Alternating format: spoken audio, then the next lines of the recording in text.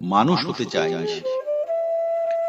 কে জানে কেন চেয়েছিল এক নামহীন বৃক্ষ হতে, কিন্তু বিধাতার পরিহাস, ভুল দেশে ভুল বেশে এভাবে পাঠালেন তাকে।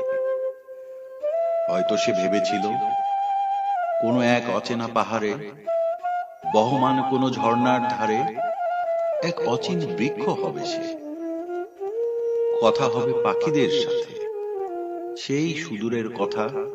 কোথায় আজ বৃষ্টি হলো, কোন হরিণ ছানা দৌড়ে পালালো, কোথায় পাস ঝড় হলো, মানুষ এলো কে বা চলেও গেল। গল্প হতো পাতাদের সাথে, কোন পিঁপড়ের আজ বিয়ে হলো, ঘাস ফড়িংটা কাঁদলো কেন, গুবরে পোকাটা কোথায় গেল। গান হতো জলের সাথে, কবিতা হতো বাতাসের সাথে, অভিমান হতো বৃষ্টির সাথে, ঝগড়া হতো সূর্যের সাথে। এলোমেলো, বিশৃঙ্খল, আনন্দময়, কিন্তু তবুও সে মানুষ হল। ইট পাথরের ফ্রেমে আটকে পড়া এক অসহায় মানুষ। কিন্তু আশা হারায়নি সে আজও।